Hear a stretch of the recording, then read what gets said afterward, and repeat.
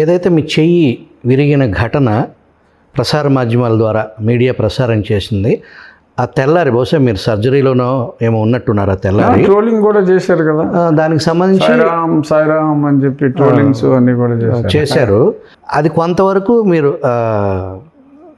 దాన్ని అదే ట్రోలింగ్ని just funny ఆ మేరకు తీసుకోవడం వరకు తప్పులేదనుకోండి.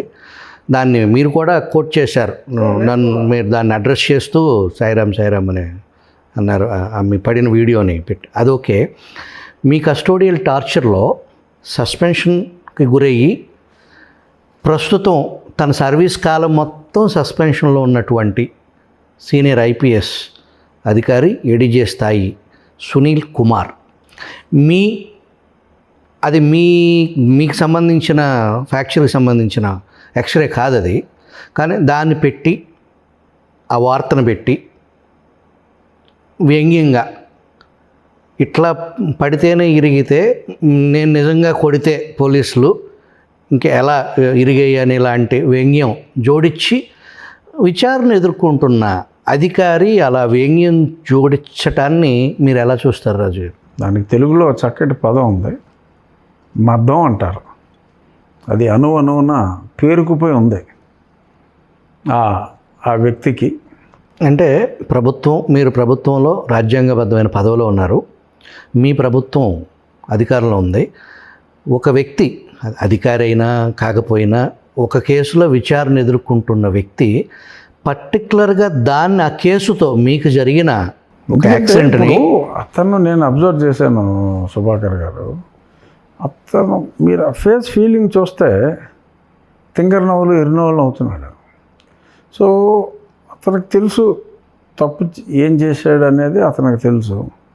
సో కాబట్టి దే ఆర్ ట్రయింగ్ టు ఏదో అంటే ఒక తప్పు చేసిన, అన్యాయం చేసిన, అక్రమం చేసిన పివి సునీల్ కుమార్ అనే వ్యక్తిని శిక్షించమని నేను అడిగితే అతనికి పెద్ద సామాజిక వర్గం ఉన్నట్టు, ఆ సామాజిక వర్గానికి అతను ఏదో మకుటో లేని మహారాజు అన్నట్టు, అతను సిట్ అంటే సిట్టు, స్టాండ్ అంటే స్టాండ్, ఎవరికి ఓటేయమంటే వాళ్ళకు ఓటేస్తారని తనకు తాను ఊహించుకుంటూ హెల్యూజినేషన్లో ఈ వర్గాన్ని దూరం చేసుకుంటాడు. తప్పుడు రిపోర్ట్ ఇచ్చింది ప్రభావతి తప్పుడు రిపోర్ట్ ఇచ్చింది అని నేనంటే ఉన్నాయి. అందరూ 164 స్టేట్మెంట్స్ ఆ డాక్టర్లే ఇచ్చారు.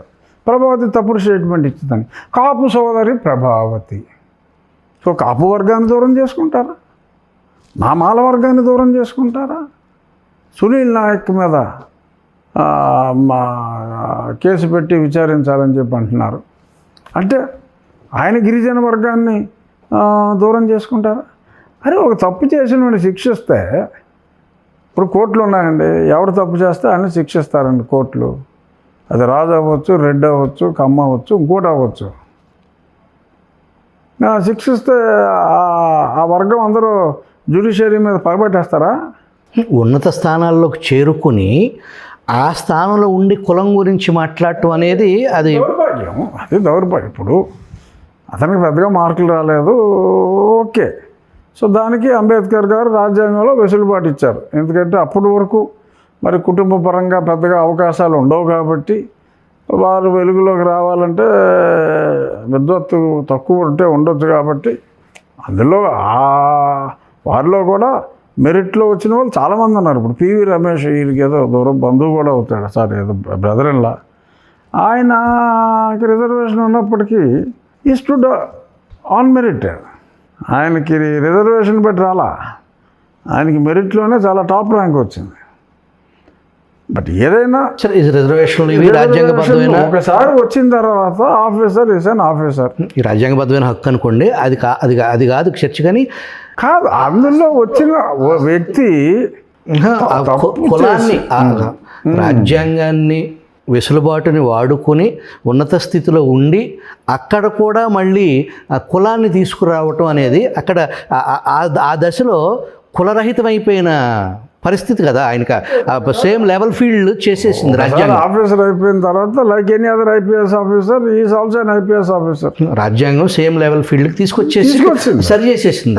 ఆ సరి చేసిన దాన్ని కూడా మళ్ళీ అక్కడ కులాన్ని తీసుకురావటం అనేది దాన్ని ఎలా అర్థం చేసుకోవాలి? ఏదో చంటి పిల్లలాగా అమ్మ ఆడికి వచ్చేదే అని చెప్పి ఏడుస్తున్నట్టు నన్ను కేవలం నేను ఈ కులం అనే కదా నన్ను అంటూ అనేది అది మానసిక దౌర్బల్యం.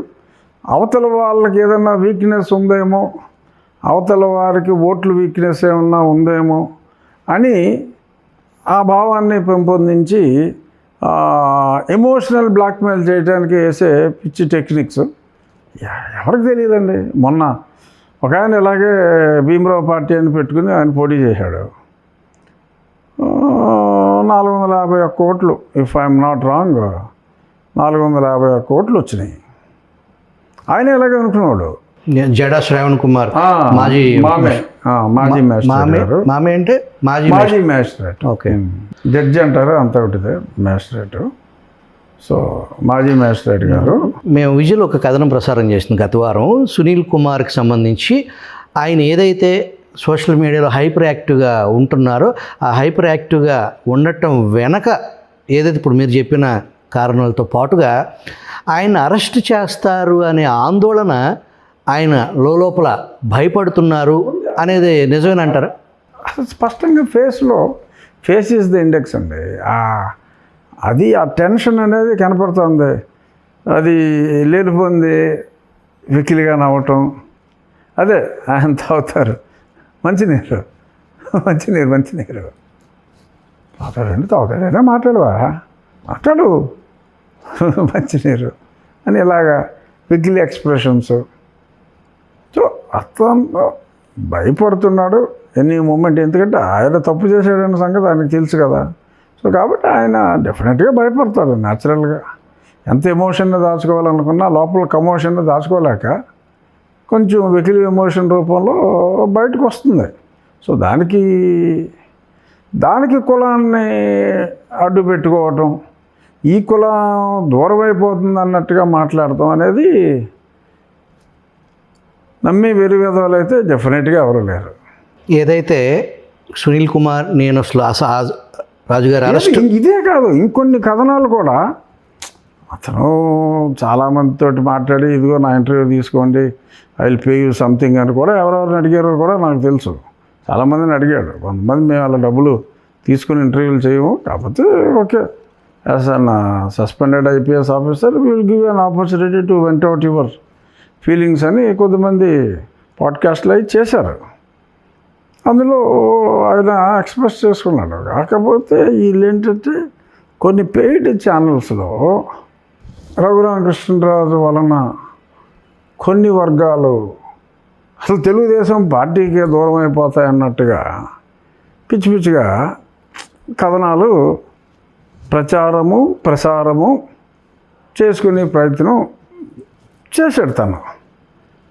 But who cares? ఇప్పుడు నిజంగా ఒక తప్పు చేస్తానే కదా కోర్టు శిక్షించేది.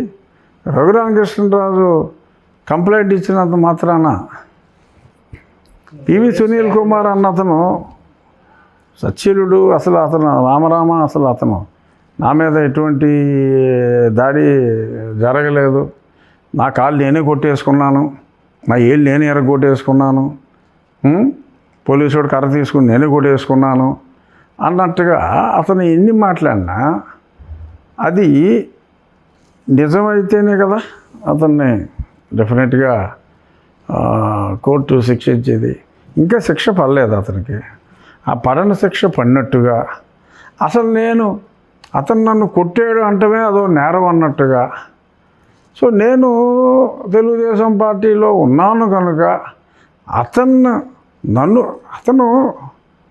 తెలుగుదేశం పార్టీని కాదు కదా కొట్టింది, రఘురామకృష్ణరాజు అనే వ్యక్తిని అతను కొట్టాడు. It is between Raghuramakrishnaraju as an individual and PV Sunil Kumar as an individual. PV Sunil Kumar అనే ఇండివిజువల్ తప్పు చేసినప్పుడు, రఘురామకృష్ణరాజు అనే ఇండివిజువల్ని దారుణంగా కస్టడీలో హింసకు గురి చేయించినప్పుడు నేను న్యాయం కోసం పోరాటం నేను చేస్తే అతని జాతికి ద్రోహమా? ఏంటిది?